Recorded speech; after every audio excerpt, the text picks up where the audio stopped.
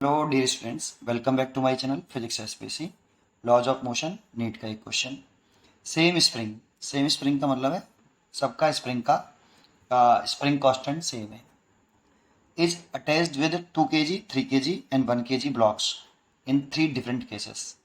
If x1, x2, x3 the extension of this 3 cases, then 4 choice रखें और ये 3 case दे रखें। तो इसको कैसे करें जरा देखें। देखो, सबसे पहले इसका एफबीडी बनाएं। तो इस पर इधर की तरफ 2G न्यूटन और इधर की तरफ टेंशन T, क्योंकि यहाँ स्प्रिंग लगी है तो यहाँ पर ये 2G और यहाँ स्प्रिंग फोर्स KX1। इसके स्प्रिंग फोर्स KX1 कंसिडर कर लेते हैं।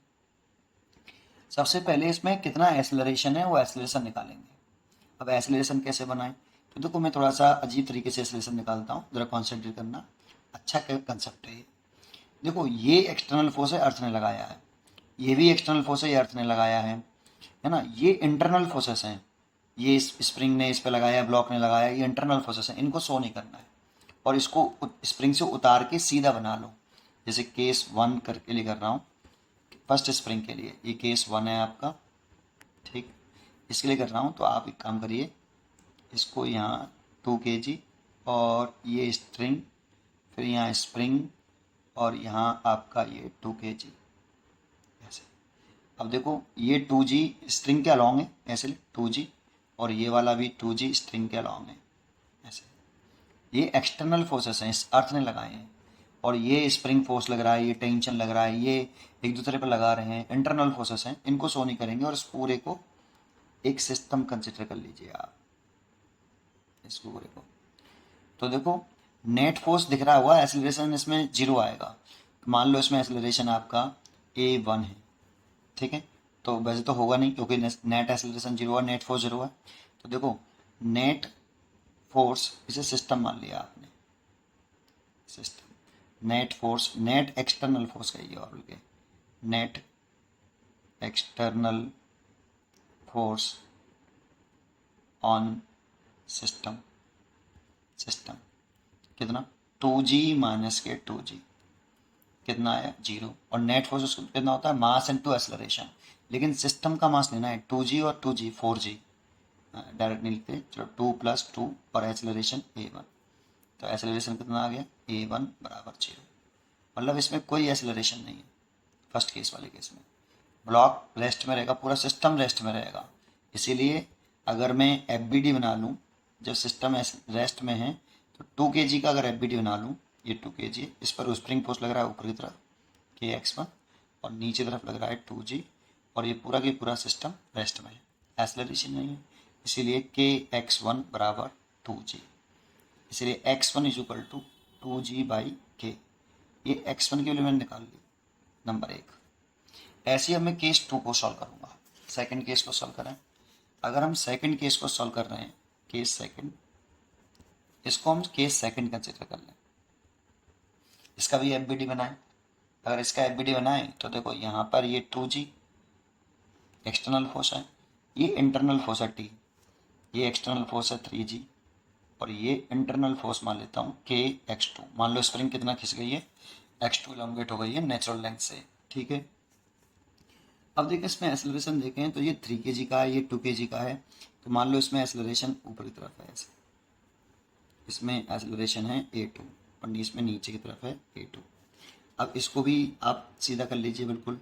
तो इसको सीधा करा तो ये आपका, मैंने कैसे किया था वैसे ही कर लेते हैं इसको भी, कि ये आपकी 3 kg का ब्लॉक, कैसे भी लिख लो, 3 kg की साइड में स्प्रिंग है, स्प्रिंग लगा लो, और फिर 2 kg का ब्लॉक, क्योंकि इस पर 3G इधर की तरफ, इस पर 2G इधर की तरफ। अगर इस पूरे को एक सिस्टम मान लेंगे ऐसे, सिंगल सिस्टम, तो इंटरनल फोर्स नहीं दिखाएंगे बेटा, है ना।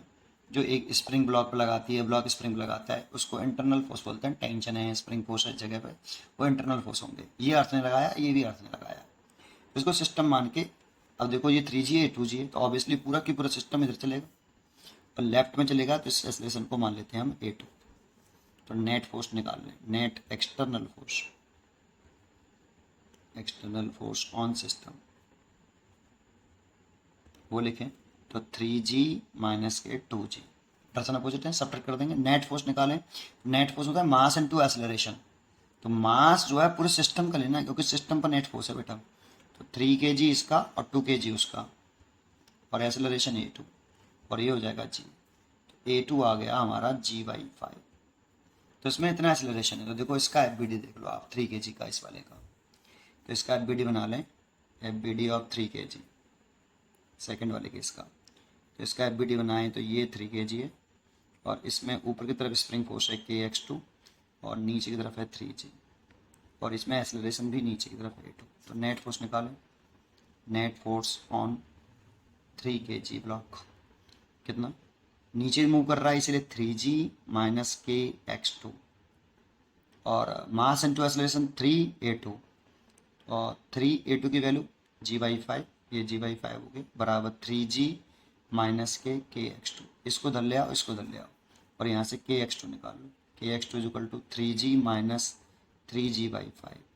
इसमें से 3g कॉमन ले लेंगे, 3g कॉमन ले लेंगे तो 5 माइनस 1, तो 3g 4/5। That means x2 is equal to 12g/5 के। अगर 12 का मैं इसमें डिवाइड कर दूँ, 12 का 5 का 12 में डिवाइड कर दूँ तो ये होगा 2.4 g/k। देखो ये x2 निकल आया है, ये x2 निकल आया है, ये x2 है। स्प्रिंग कांस्टेंट k सेम क्यों ले रहा हूँ, क्योंकि इसमें क्वेश्चन में बोला स्प्रिंग सेम, स्प्रिंग सेम है तो स्प्रिंग कांस्टेंट सेम होगा।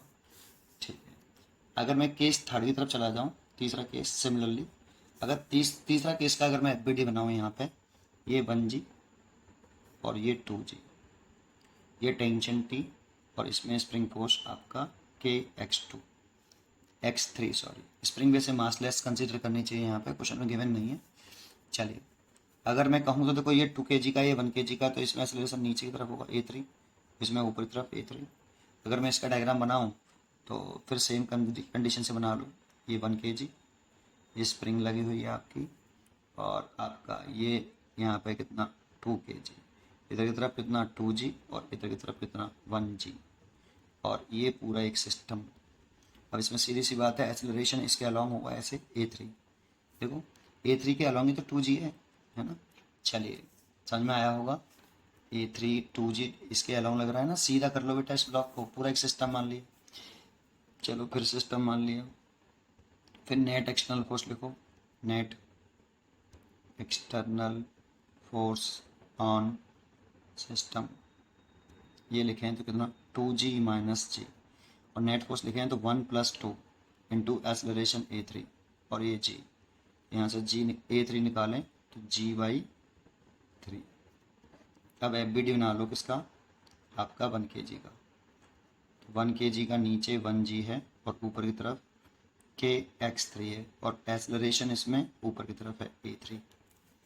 ठीक है, इसलिए net force on 1 kg, net force on 1 kg, 1 kg कितना, ऊपर की तरफ मूव कर रहा है इसीलिए kx3 में से 1g घटाएंगे, और मास इंटू एक्सेलरेशन, तो मास 1 kg पे निकाल लें, 1 इंटू a3 बराबर kx3 माइनस kg, a3 की वैल्यू g/3 बराबर kx3 माइनस kg।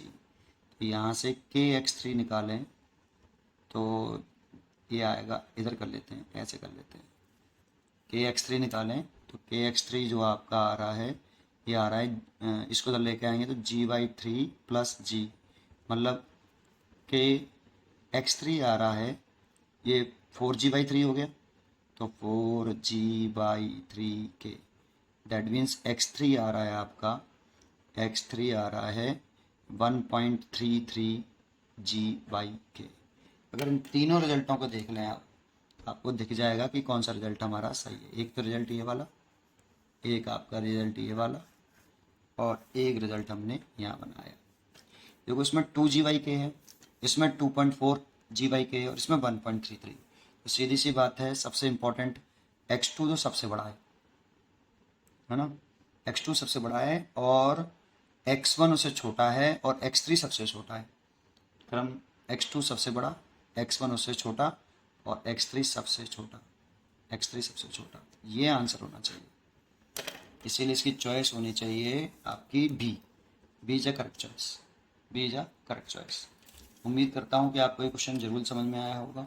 पढ़ते रहिए और खुश रहिए। और देखो ये टेंशन वाले क्वेश्चन होंगे ना 2 ब्लॉक वाले, उसमें एक्सेलरेशन निकालना तो फटाफट निकलता है, फटाफट इस वाले कंसेप्ट से एक लाइन में ओरल हो जाता है देखते देखते। ठीक है, इसलिए कंसेप्ट को समझो। टेंशन को सो नहीं करेंगे, एक्सटर्नल फोर्स सो नहीं, इंटरनल फोर्स सो नहीं करते हैं और ऐसे निकाल लेते हैं एक्सेलरेशन, और फिर एफबीडी बना के टेंशन भी निकाल सकते हैं, है ना। पढ़ते रहिए और खुश रहिए। Thank you.